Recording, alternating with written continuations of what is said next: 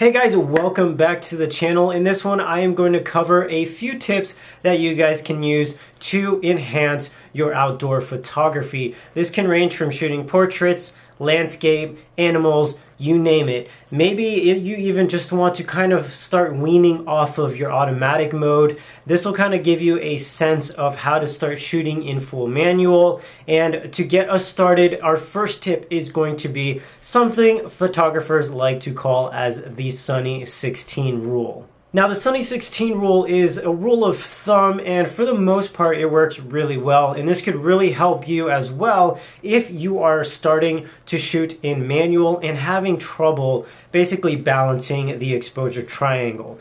This is kind of a rule of thumb that you could follow when it is very bright outside, and it is as follows. So the Sony 16 rule is basically setting your camera to f16.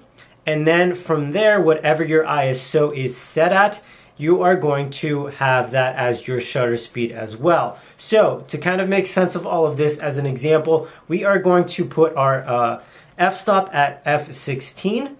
And then let's say we have a ISO of 200.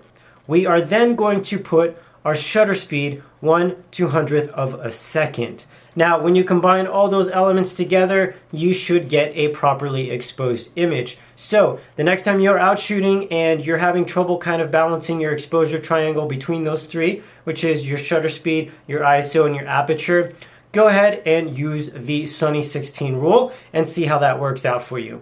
At the least, it may just give you a nice baseline for you to kind of fine tweak from there and get the image or the actual look that you are going for.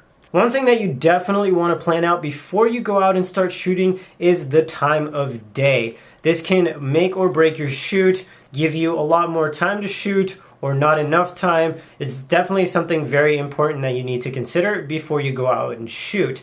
It also depends on the look that you are going for. So for example, me personally, I love to go for a warmer, brighter tone to my images, especially when I'm shooting outdoors. So generally I will shoot during the golden hour. And for those who don't know what the golden hour, it's essentially catching the sun somewhat as it's at a lower angle, almost about to set.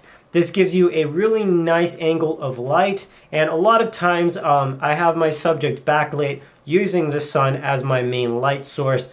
This just produces really beautiful warm results. It acts as a really nice rim light to my subject, and here are kind of a few photos to give you an idea of the look and feel that the golden hour kind of produces. And this is more or less the look and feel that I like to go for my images, so I tend to plan my shoots around this time of day.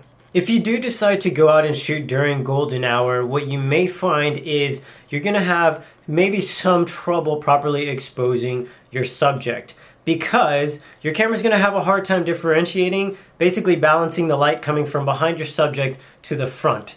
And so essentially, just naturally, if you have a lot of light coming from behind your subject, the front of your subject is going to be a little bit darker.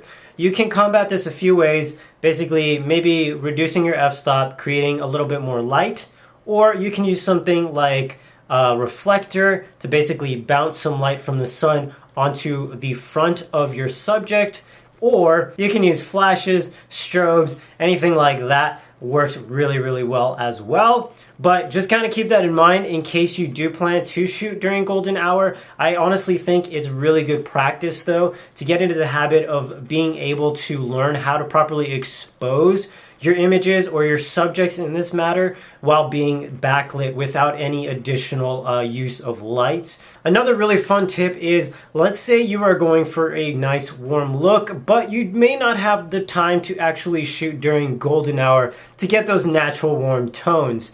As a little kind of hack or tip, if you will, you can set your camera's white balance to a much warmer tone, which will overall warm the image entirely, giving you a really nice result, believe it or not. This is obviously something you can do in post, but the way that I see it is I love to try and get the image as close to how I want or see in my mind right out of camera, as opposed to doing it in post.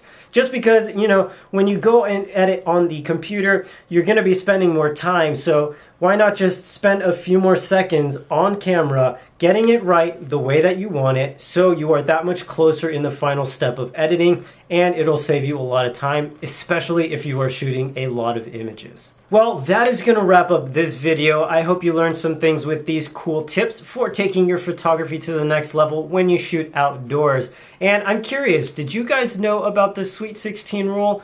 Or is this your first time hearing it? Leave it down in the comments below. I'd love to interact with you guys. And also down below will be some links for some of the awesome contests we got going on over at ViewBug, where you can win tons of really cool prizes. So don't forget to check those out. And as always, thanks for watching, guys, and I will see you all in the next video.